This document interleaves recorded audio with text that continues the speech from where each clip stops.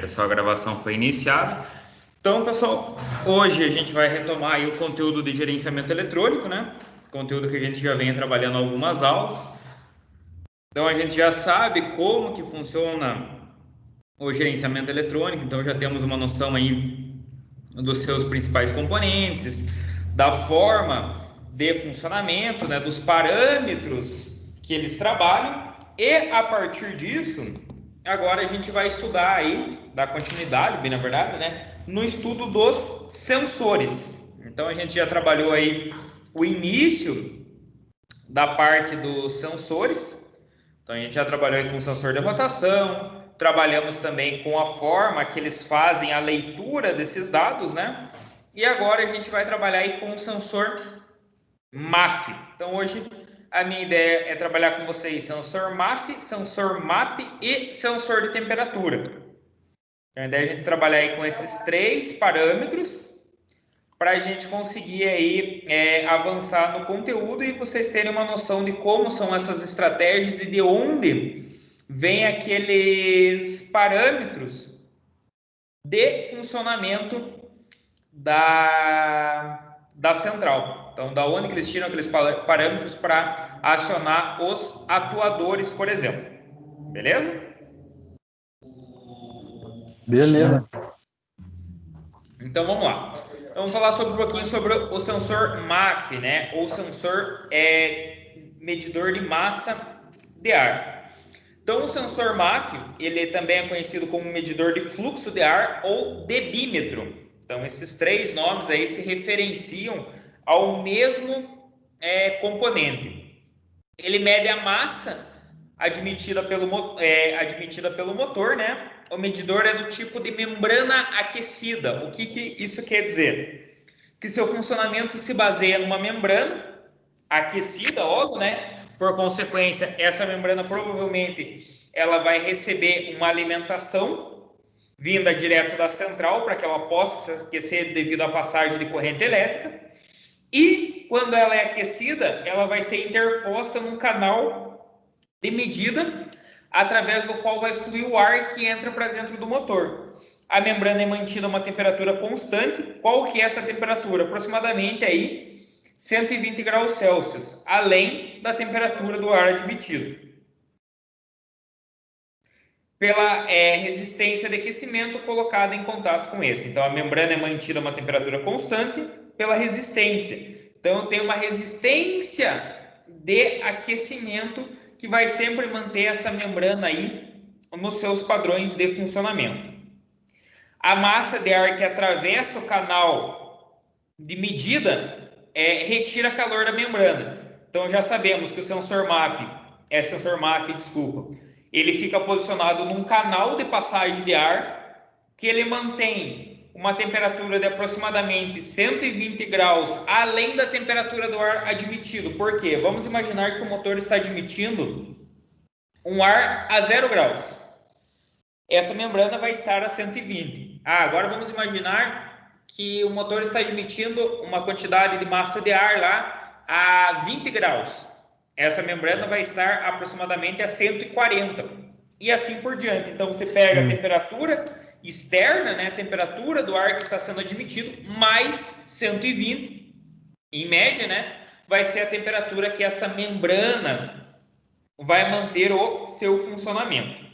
Então, para que a membrana se mantenha a temperatura constante, ou seja, 120 graus acima da temperatura do ar admitido, uma certa corrente deve passar pela resistência. Então, já sabemos aí que eu tenho tanto variação de corrente em relação a uma resistência de valor fixo. Essa corrente é medida por uma ponte de Westones. A corrente é proporcional à massa de ar que flui. Por consequência, aqui a gente tem a definição de funcionamento do sensor MAF. Como que a central sabe a quantidade de ar que está fluindo por esse canal? Quanto maior for o fluxo de ar, maior vai ser a corrente necessária, né? Para que essa membrana aquecida, para que essa resistência se mantenha 120 graus acima da temperatura do ar que está sendo admitido.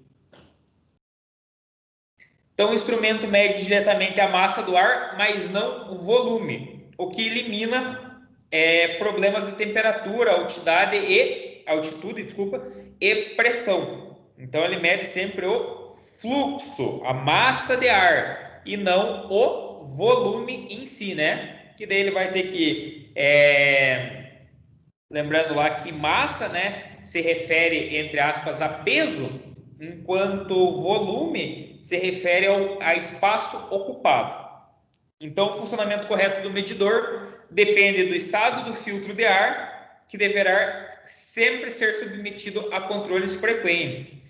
Então, como a gente sabe, né, para que um veículo tenha um bom funcionamento, para que ele funcione de forma adequada, é sempre necessário que os componentes relacionados a ele, os componentes relacionados ao seu sistema, estejam em boas condições. Caso contrário, esse motor não vai apresentar um bom funcionamento, ou esse sistema em si não vai apresentar um bom funcionamento, fazendo com que eu tenha aí uma oscilação de marcha lenta, uma queda de potência na aceleração, que eu tenha queda de rendimento do veículo, por exemplo. Então, o veículo lá, ele tinha, quando ele saiu original, de fábrica, com todos os seus equipamentos funcionando, ele tinha lá 120 cavalos. Hoje, vamos por 10 anos depois, devido aos desgastes do uso do motor, a manutenção incorreta, não havendo aí uma manutenção preventiva no veículo, eu acabo tendo aí essa potência, esse rendimento reduzido, passando lá, vamos supor, dos 120 cavalos para 100 cavalos, 95 cavalos. Então eu posso vir a ter uma queda considerável sobre essa potência se eu não manter todos os parâmetros de funcionamento, todos os sistemas funcionando adequadamente, tá? Lembrando que a queda de potência natural dos motores justamente é pelo seu próprio desgaste físico, mas o desgaste dos elementos eletrônicos também influenciam consideravelmente, tá bom? E um desses pontos aí é a própria troca do filtro de ar, ou, por exemplo, um funcionamento inadequado do sensor MAF.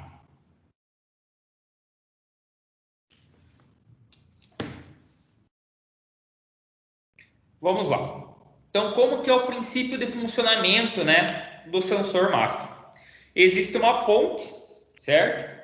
Essa ponte de Houston, ela é uma associação de resistores, sendo resistor R3, R2, RS, RT mais R1. Então, aqui à direita eu tenho o diagrama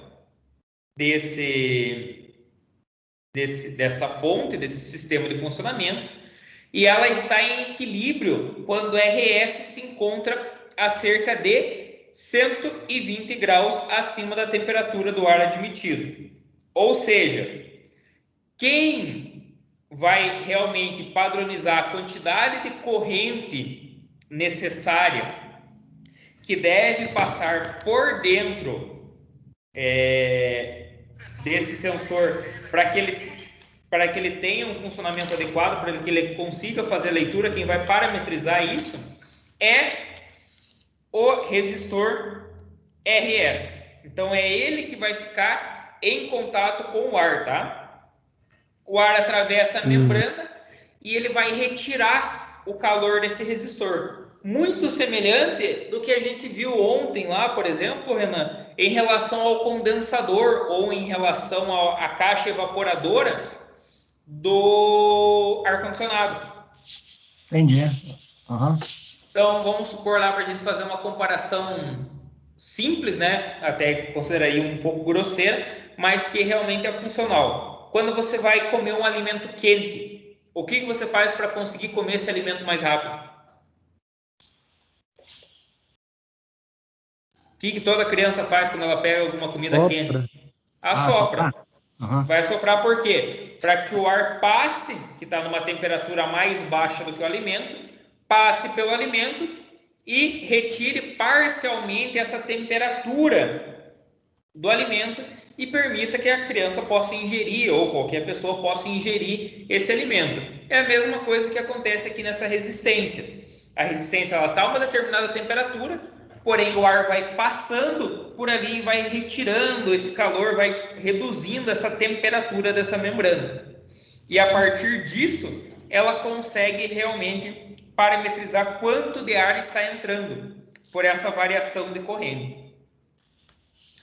Então, essa situação é evidenciada, né, por um EC1 que comanda de maneira proporcional o desequilíbrio da ponte. O transistor T1, então todos esses componentes estão aqui, ó, transistor T1, 1C1. Então, dessa forma, T1, que está presente aqui, permite mais passagem de corrente a RH. Então, RH está aqui, ó. E o conjunto RS está presente aqui, ó, conjuntinho RS, de maneira a aquecer RS, estabelecendo o equilíbrio da ponte. Então, o circuito IC2 mede a corrente que atravessa RH, então ele mede a corrente que vai se alimentando esse RH.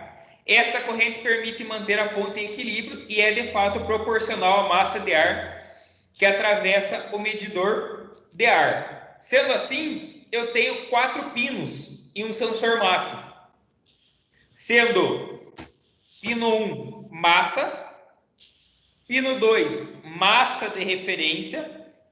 Pino 3, alimentação 12 volts, que é aquela alimentação que vai ser fornecida em T1. E T1 vai ser o responsável por aumentar ou reduzir a passagem de corrente para o resistor RH, que é o resistor que mantém em equilíbrio a temperatura do RS, sendo RS o responsável por ficar em contato com o ar admitido pelo motor. E 4 é o sinal de medida. Sendo assim, esse sinal de medida, ele é o sinal de retorno. Ele vai ser o sinal que vai retornar para dentro da central. Certo? Então, é ele que vai retornar para dentro da central. Vamos imaginar da seguinte forma. Para ter um 12 volts, eu tenho que ter positivo e negativo, né? Isso. Então, pino 1 e 3 fazem alimentação 12 volts do circuito. Então, eles mandam alimentação. Essa alimentação pode ser maior ou menor em relação à corrente, dependendo apenas de T1 permitir ou não a passagem desse componente. Quem é T1? T1 é um transistor, tá?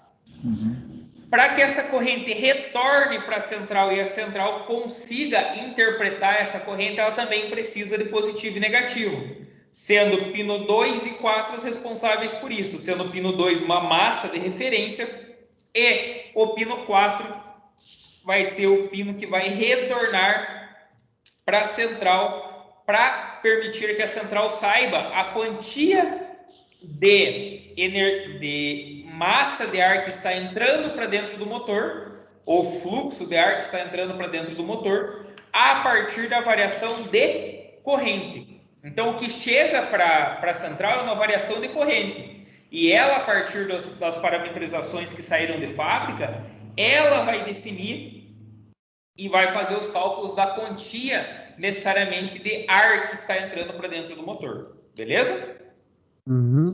Beleza.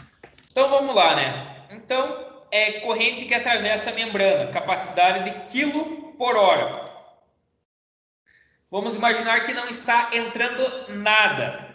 Nada. Está totalmente fechado. Eu tenho uma corrente maior ou igual a 0,25 ampere.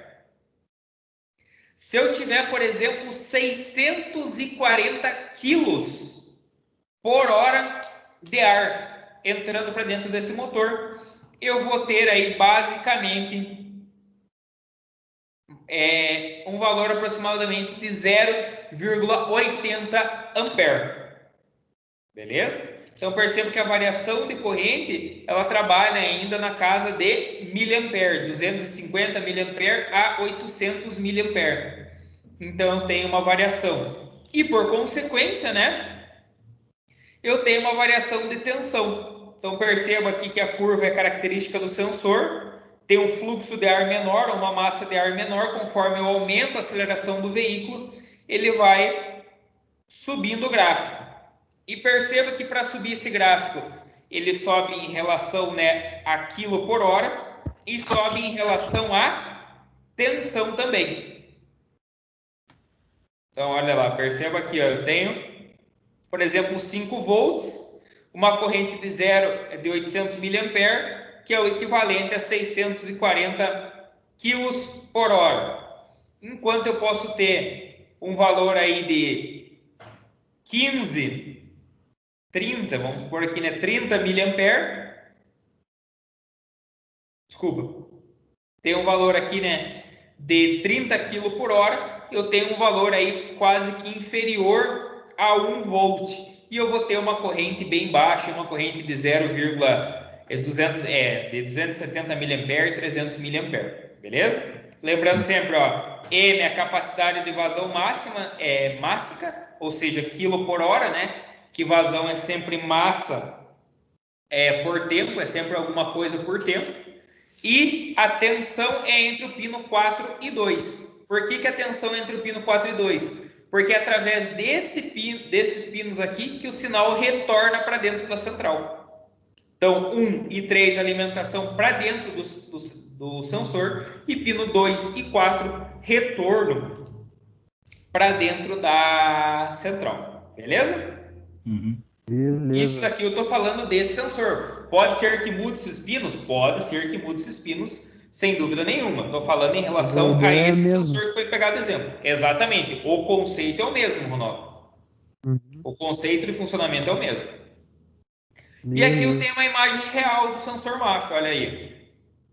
Nossa, Tem aqui, ele vai posicionado, né, na tubulação de admissão de ar, pós-filtro de ar. E aqui estão os conectores dele, e aqui dentro fica essa resistência aquecida. Então, aqui é um volume, é um diâmetro X, né? Que já é conhecido e parametrizado na central, que é através da variação de temperatura, pela quantidade de ar que está passando nesse diâmetro aqui, a central consegue saber quanto de ar, né? Qual é a proporção de ar que está entrando. Beleza?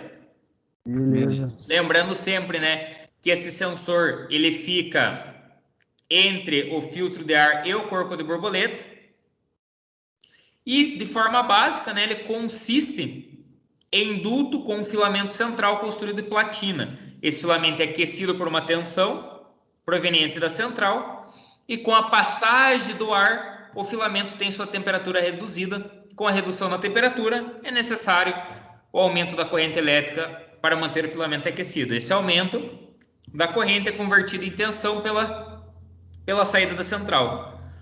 Com isso, a central consegue calcular por meio de parâmetros internos a massa de ar admitida e realizar aí os ajustes necessários.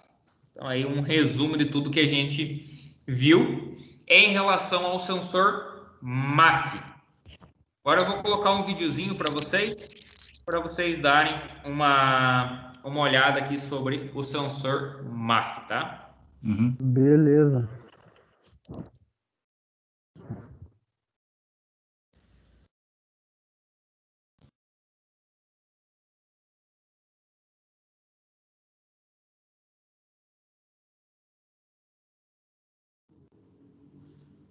Apareceu aí um vídeo da MT Thompson para vocês?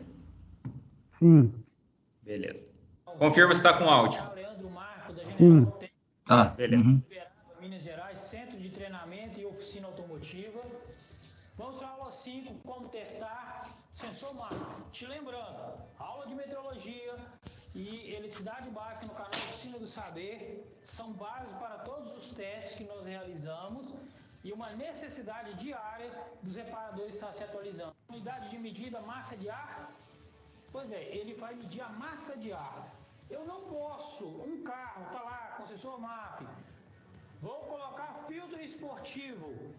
Tiro o filtro original do carro, coloco o filtro esportivo.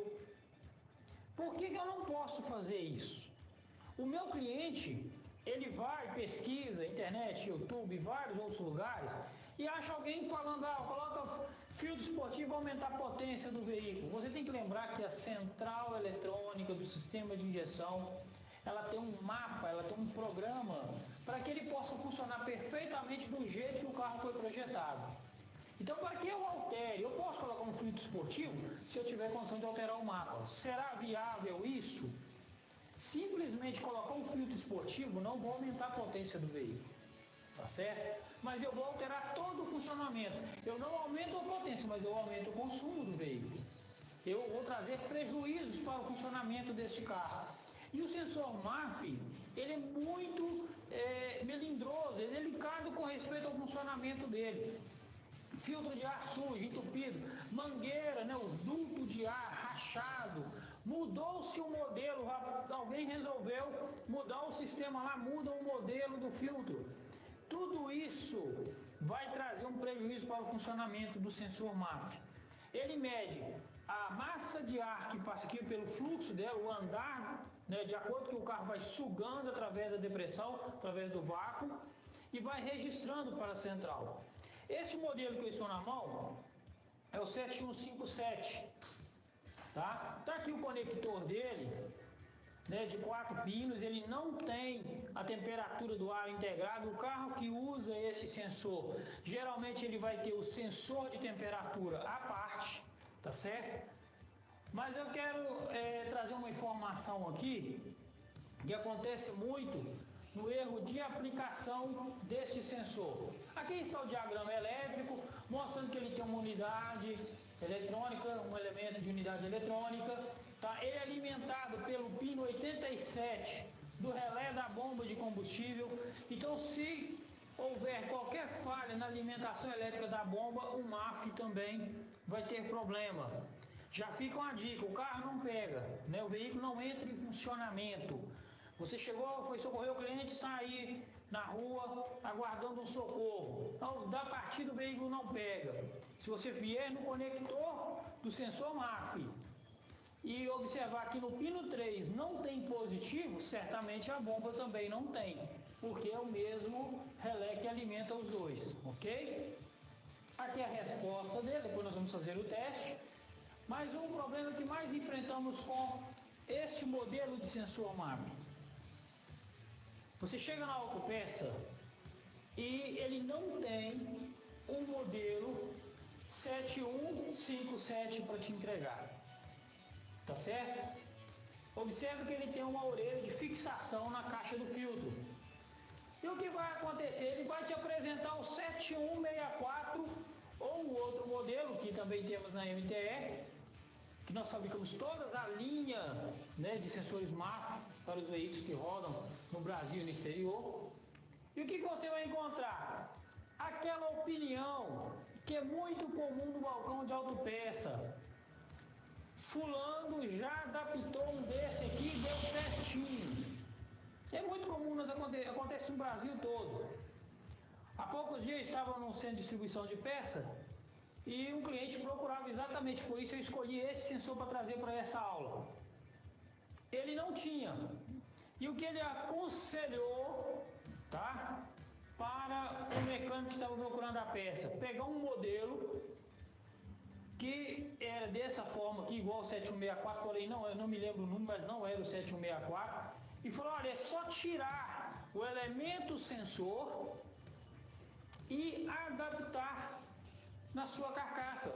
Vai resolver o problema. Meus amigos, fiquem atentos ao seguinte, aqui no sensor, traz a ordem de ligação do conector, 1, 2, 3, 4, tá certo? Este aqui, a mesma coisa, 1, 2, 3, 4. Porém que lá no alojamento dele, quando vai colocá-lo aqui, observe que essa parte do conector, esse aqui, ele tem as garras embaixo e em cima, aliás, melhor, desculpe, em cima e embaixo. esse aqui também tem. Só que as garras maiores e as menores estão em posições diferentes. Quando você vai montar, ele vai encaixar o desenho triangular dele aqui, é igual, ele vai encaixar aqui. Porém, o nosso amigo aqui, o conector, vai entrar virado. Desculpa, eu passei aqui, hein? Ele vai entrar virado. O conector vai virar.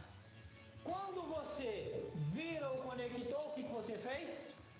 Você mudou a ordem de alimentação do sensor. Você inverteu positivo com negativo.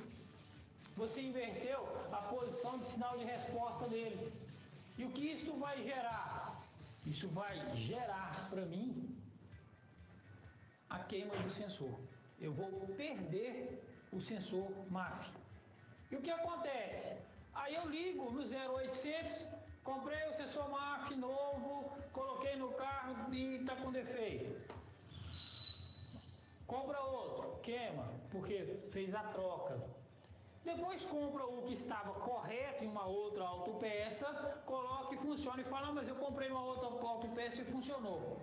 Tá certo? E porventura, você talvez comprou uma outra marca. E o que comprou certo, o modelo certo. E você vai dizer, não, a marca que eu comprei antes não funcionava. Não é isso. Eu tenho que estar atento ao diagrama elétrico, ao chicote e ao conector do sensor, para que isso não aconteça. Tá certo? Só consertando algo aqui, esse sensor, esse aqui tem integrado o sensor de temperatura, até o pino 2. Tem um modelo que não tem, mas esse aqui tem. O pino 2 dele é o sensor de temperatura. E vamos aqui agora a um teste prático, nós vamos usar um 7129, que também é aplicado a uma areia com um diferencial. Ele tem 5 pinos, ele tem duas alimentações, negativo e positivo de 5 volts e positivo de 12 volts. O de 5 volts é para o sensor MAF. E esse 12 volts ele vai trabalhar junto com o sistema de temperatura do ar, tá certo? O teste preciso eu teria que ter em mãos um motor funcionando ou um sistema para criar um grande fluxo de ar. Mas para na oficina você ter uma noção se ele está funcionando ou não, você vai ligar o sensor, ligar ele à fonte, uma fonte de alimentação, e você pode soprar. Você vai soprar aqui pelo sensor e na tela do multímetro ele vai criar uma variação. Confirmando aqui, a tela está ligada, ó. Aqui está 1,056 volts. Então de 1 a 1,10 volts, ignição ligada, motor parado. Motor frio em marcha lenta, ele vai dar 1,6 a 1,8. Motor aquecido em marcha lenta, 1,4 a 1,7. Ele é uma variação. E nós vamos fazer aqui, vou fazer um teste de olho na tela do multímetro e nós vamos soprar e ele vai variar ali na tela essa tensão. Isso me dá o sinal de quê? Que esse sensor está funcionando, ok?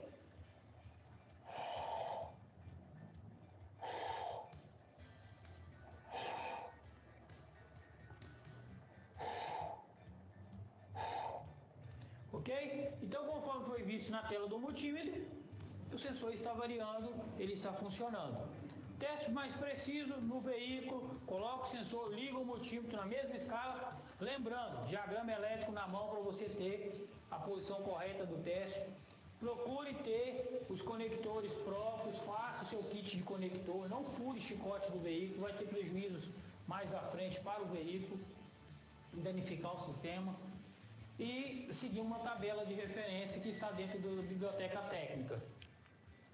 Essa foi a aula que falamos de sensor MAF, ok? A próxima aula nós te aguardamos aqui para falarmos dos outros. Alguma dúvida, pessoal?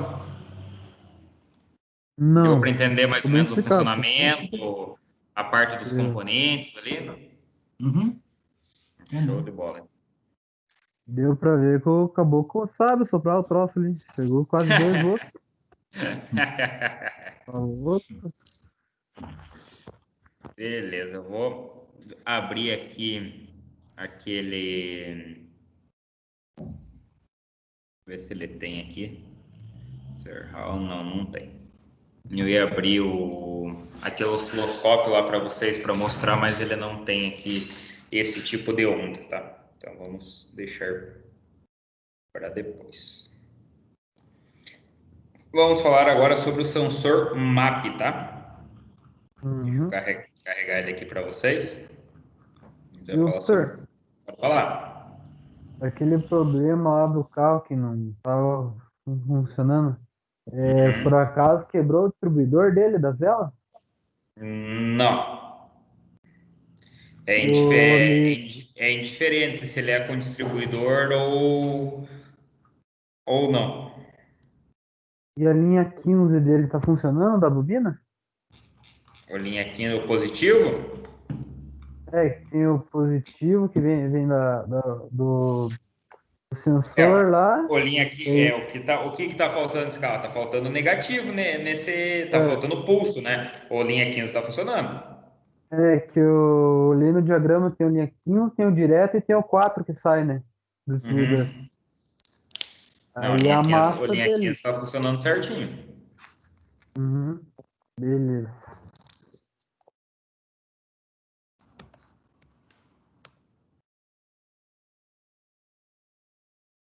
Deixa eu só abrir aqui, só um instantinho. O modelo local tem a ver com alguma coisa, senhor? Pode usar como. Alguma referência? Você pode usar como referência do Palio, que você tem o diagrama já, né?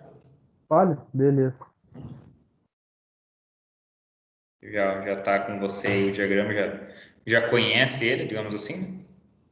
E agora vamos falar do sensor MAP. Apareceu aí para vocês? Apareceu.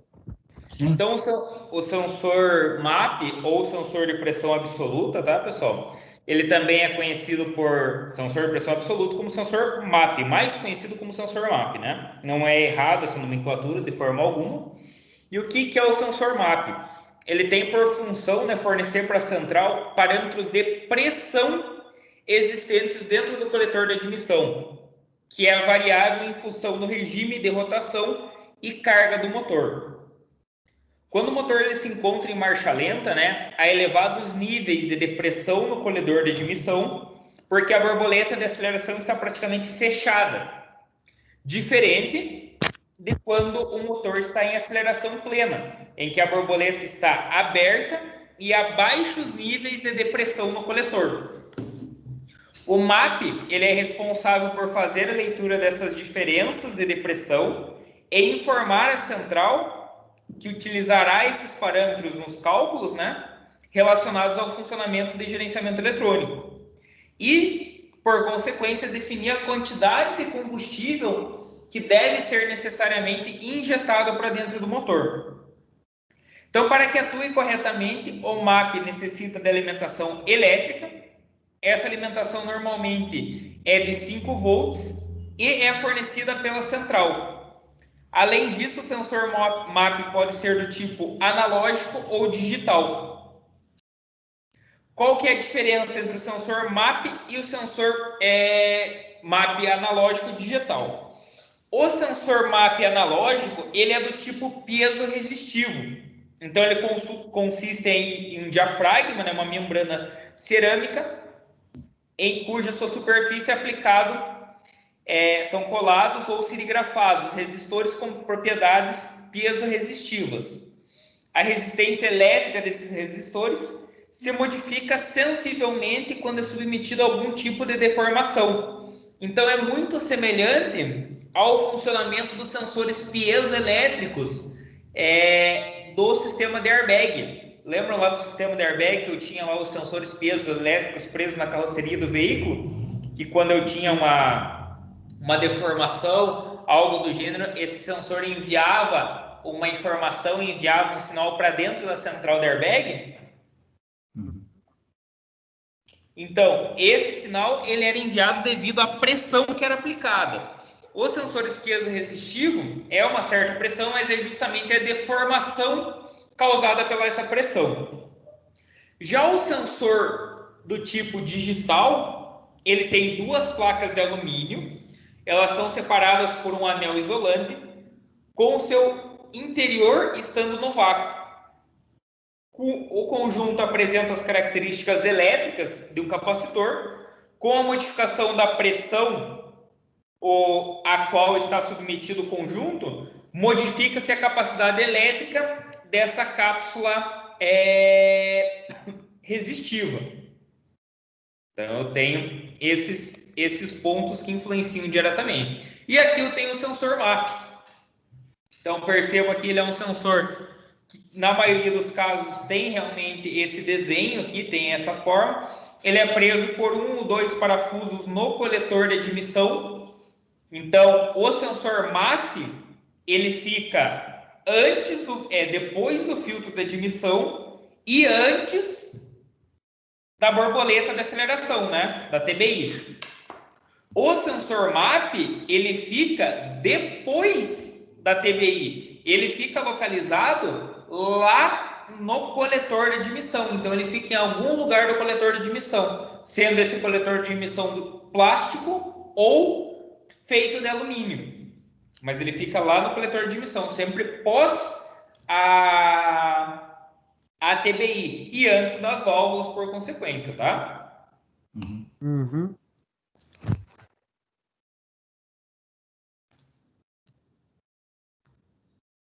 Então, aqui uma outra definição, né, do sensor de pressão absoluta.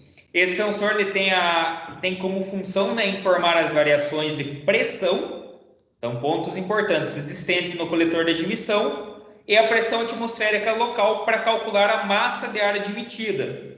Então, o sensor MAF, ele mede a quantidade de ar admitido por hora através da variação de temperatura de uma resistência, enquanto o sensor MAP, ele mede através da pressão presente sobre ele. Então, os dois, digamos assim, eles conseguem calcular, né, o mesmo valor.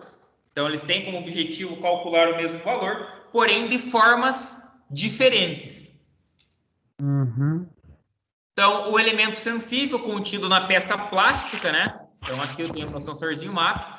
É composto de uma ponta também de Veldstone, né? Sirigafada numa placa cerâmica muito fina, de forma circular, montada na parte do suporte. Então, eu tenho aqui a mesma definição que ele traz, né? O sinal de natureza piezoresistiva, que deriva da deformação sofrida pela membrana antes de ser enviada à central de injeção, é amplificado por um circuito eletrônico contido no mesmo suporte que aloja a membrana cerâmica. Então, percebo que além desse sinal, né, que é gerado na deformação, mas como esse sinal é muito baixo e quando ele vai se deslocar através de um chicote, onde eu tenho interferência de ondas eletromagnéticas, de campos eletromagnéticos, eu tenho uma amplificação desse sinal para que facilite a interpretação da central e para que dificulte a perda desse sinal ou o corrompimento desses dados até a chegada deles na central do motor, tá? Central de gerenciamento eletrônico. Então, com o motor desligado, esse diafragma, né, essa membrana, se deforma em função do valor da pressão atmosférica. Lembrando, né, que a gente tem uma pressão atmosférica de 1 atm ou 736 milímetros de mercúrio. Assim, com a chave desligada, se obtém a informação exata de referência da altitude. O motor em funcionamento gera uma depressão. O que seria uma depressão? Entre aspas, uma pressão negativa ou uma falta de pressão. Então, falta de pressão seria depressão, certo? Deu para entender? Que causa uma ação mecânica no diafragma do sensor, o qual deforma, fazendo variar o valor da resistência. Uma vez que a alimentação é mantida rigorosamente constante pela central, com um valor de 5 volts. Então, se eu medir a alimentação desse sensor, esse sensor vai ser alimentado exatamente com 5 volts. Então, em sensores que eu trabalho com variação de tensão a partir de um valor que foi enviado para o sensor, a grande maioria deles trabalha com 5 volts. Ou seja, eu vou enviar uma tensão para esse sensor vai captar algum tipo de sinal e vai me devolver uma tensão também como resposta. Então, o que eu meço é a variação da tensão que eu enviei para a tensão que eu estou recebendo. Essa variação, ela se limita dentro de 5 volts. Então, o sensor sempre é alimentado com 5 volts. O máximo que eu posso ter de resposta é 5 volts. E o mínimo que eu posso ter de resposta é 0 volts. Beleza? Beleza. Quando se varia o valor de resistência, a tensão de saída varia proporcionalmente à depressão existente no coletor de admissão, de acordo com o diagrama 3. Então, a gente já vai dar uma olhadinha no diagrama 3, que indicado na figura ao lado. Então, olha aqui. Tenho aqui aumento de pressão. Então, perceba aqui eu estou basicamente com 0 ATM, né? E aqui eu estou com 1 ATM, basicamente. Perceba que a tensão vai aumentando, ó. Foi fornecido 5 volts. Sem pressão nenhuma. Devolveu para a central 250 milivolts. Com meio ATM. Digamos que meio ATM, uma comparação aí consideravelmente grosseira, é o equivalente a meia borboleta de aceleração. Ou seja, a borboleta ela abriu 50% do que ela pode abrir, do que ela pode permitir de passagem de ar. Então, eu tenho uma resposta para a central de 2.500 milivolts, que é o equivalente a 2,5 volts. Agora, eu tenho a abertura total da TBI, da borboleta de aceleração. Eu tenho um valor de 4.750 milivolts, que é o equivalente, basicamente, a 4,8 volts. Certo? Então, é dessa forma que trabalha. Quanto maior a pressão no coletor, ou seja, quanto mais ar for admitido para dentro desse coletor, maior será o valor de tensão que será lido pela central. E através dessa forma, né, eu vou ter alguns padrões para fazer essa leitura e com isso eu consigo testar para ver se esse sensor está ok ou não. Tranquilo? Tranquilo. Vou colocar aqui no diagrama, ó. Peguei o diagrama aqui do nosso Palio novamente, que já é um diagrama conhecido, né? Olha lá, sensor de pressão absoluta. Verificar o gráfico nas páginas seguintes. Vamos dar uma olhadinha lá no gráfico. Então, sensor de temperatura do ar, admitido, sensor de temperatura da água, né, ou do líquido de arrefecimento, sensor de pressão absoluta. Então, como que eu vou fazer o teste desse sensor? Unidade de gerenciamento eletrônica do motor conectada, sensor conectado a essa central, chave de ignição ligada, meça a tensão entre os terminais correspondentes, sinal e massa, ou seja, pino 1 e 4, ou o pino 65 e 62 da unidade de comando do motor, ou seja, a central, né? Introduza agulhas pela parte traseira do conector ou utilize um chicote adaptador. O que é esse chicote adaptador, pessoal? Ele faz uma ligação em paralelo com o chicote natural, né,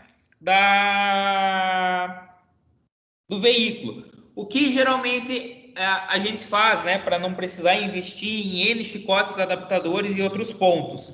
A gente utiliza alfinete. Então, a gente pega o alfinete e faz a leitura dessa informação através do alfinete. Ah, professor, por que eu não posso utilizar a própria ponta do multímetro? Se a gente for olhar as pontas de prova do multímetro, né, elas trazem uma espessura considerável. Se você fizer a leitura por trás de um conector ou até mesmo diretamente num conector, você pode vir a deformar essas conexões e causar um mau contato depois no funcionamento do veículo. Então, ora eu tenho a passagem da informação, ora eu não tenho por causa dessas conexões estarem folgadas. Então, por isso que o ideal é sempre você fazer a leitura ali com o alfinete, que ele não vai deformar de nenhuma forma, né, esses conectores, beleza? Beleza. Então, é admitido, né, uma variação de mais ou menos 3% na medida de tensão. Olha lá no caso do Palio, 1.4 e 1.8, 8 válvulas flex, Palio, Siena, Estrada, Palio Weekend, né? Que trazem essa informação. Então, olha lá. Pressão de 0,2 bar. eu tenho uma tensão de 300 milivolts. Uma tensão de 1 bar de pressão.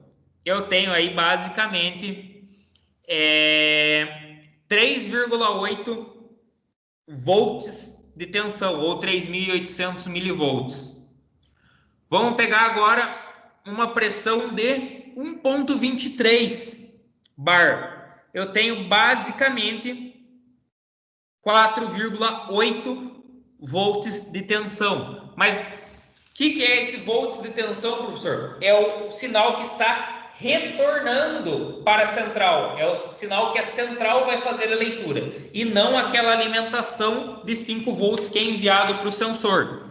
Vamos pensar da seguinte forma. Eu estou enviando a alimentação de 5 volts para o sensor. E o sensor, a partir dessas informações de pressão, devido à deformação que acontece naquela membrana cerâmica, eu tenho uma devolutiva de tensão para dentro da central. A central vai receber esses valores. E a partir desses valores, ela consegue saber qual é essa pressão. Por consequência, ela consegue saber a quantidade de ar que está sendo admitido para dentro do motor. E a partir disso, ela consegue, digamos assim, pré-definir a quantidade de combustível que deve ser injetado junto com essa quantidade de ar que foi admitida para que o motor tenha o funcionamento mais próximo possível da mistura estequiométrica. Alcançando uma mistura estequiométrica, eu tenho a melhor relação de potência, consumo de combustível e emissão de gases poluentes. Por isso que a utopia da central, né, a utopia do gerenciamento eletrônico é sempre tentar manter a maior parte do tempo possível a relação estequiométrica próximo de 1, fator lambda igual a 1, beleza? Beleza. E aqui eu tenho um gráfico que eu posso constatar esse gráfico aí num osciloscópio, onde eu tenho variação de pressão por variação de tensão. Então perceba aí que basicamente ela é uma onda retilínea. Vamos supor que eu coloco lá o meu osciloscópio, né, para fazer essa leitura. O motor está em marcha lenta, eu vou iniciar a aceleração e vou fazendo uma aceleração progressiva do veículo até ele ter a abertura total da borboleta de aceleração. Eu vou constatar um gráfico dessa forma aqui, ó. Então eu tenho um gráfico exatamente dessa forma. Vamos imaginar que eu tenho, aplico uma aceleração e tiro a aceleração, aplico uma aceleração e tiro essa aceleração, eu vou acabar tendo um gráfico mais serrilhado. Então ele vai ter subidas e descidas esse gráfico, e dessa forma eu consigo realmente constatar um possível defeito nesse sensor, beleza? Entendi. Uhum. Para a gente dar uma olhadinha aqui, ó, vou vir novamente no diagrama. Vamos dar uma olhadinha aqui. Sensor de pressão do fluido, relé do eletroventilador, acho que está aqui para cima. Motor de partida, injetor, painel de instrumento, sensor de velocidade, eletroinjetores, sensor de rotação, sensor de pressão absoluta e sensor de temperatura do ar. Importante, perceba que o sensor de temperatura do ar, então aqui, sensor de temperatura do ar, sensor de pressão absoluta e sensor de temperatura do ar estão presentes no mesmo sensor. Uhum. Então, o mesmo sensor, entre aspas, né, o mesmo corpo, apresenta dois sensores diferentes. O sensor de temperatura do ar e o sensor de temperatura, o sensor de pressão absoluta, ou seja, o sensor MAP. A mesma coisa pode acontecer no caso de um sensor MAF. O sensor MAF também pode apresentar, ao mesmo tempo, um sensor de medidor de fluxo de ar, quanto um sensor de tanto quanto um sensor de temperatura do ar admitido. Beleza? Beleza. Beleza.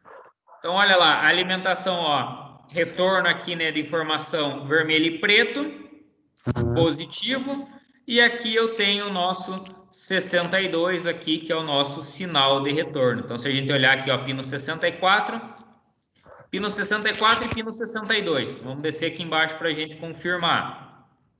Olha lá, pino alto, pino 64. Sensor pressão absoluta, pino 4. E sensor de pressão absoluta, pino 3. Então, eu sei que esses dois aí são os sensores responsáveis por... os pinos responsáveis pelo sinal desse sensor. Beleza? Beleza. Beleza.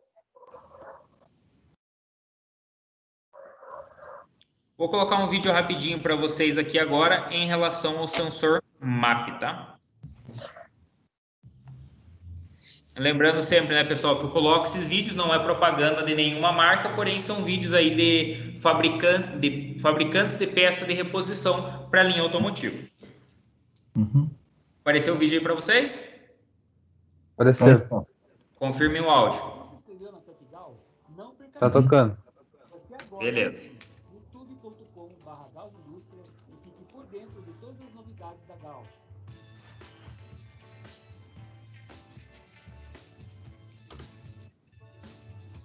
Hoje falaremos sobre os sensores MAP. Esta sigla vem do inglês Manifold Absolute Pressure Sensor. O sensor MAP tem como principal função informar a central de injeção a pressão no coletor de admissão, seja ela negativa nos carros convencionais ou positiva em se tratando de turbos. Quando acionamos a ignição, antes de dar a partida no motor, o sensor MAP envia para a central uma voltagem correspondente à pressão atmosférica ambiente, ou seja, a pressão atmosférica no local onde está o veículo. Isso é fundamental, pois para cada altitude a pressão atmosférica varia e, consequentemente, a massa de ar também.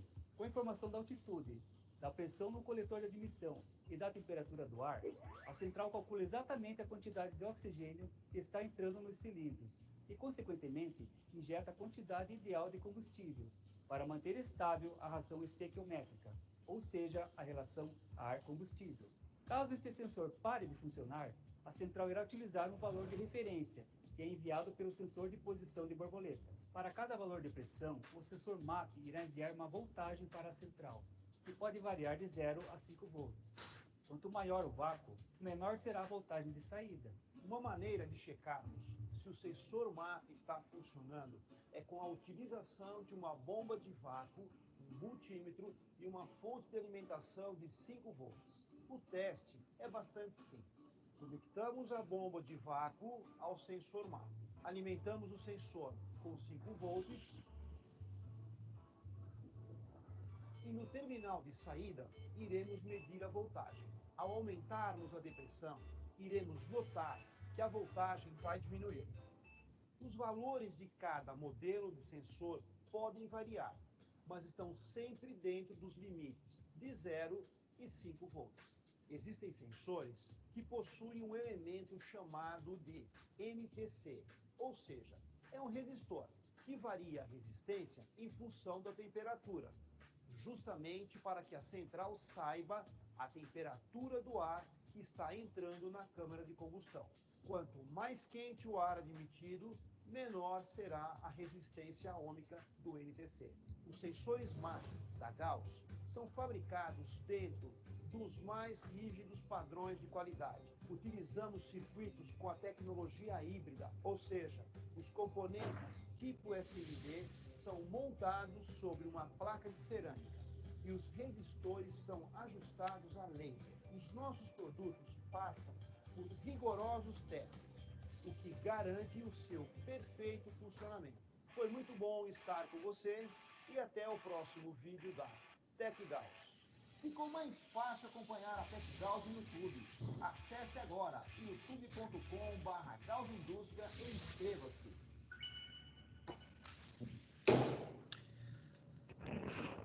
Tranquilo, pessoal? Deu para entender?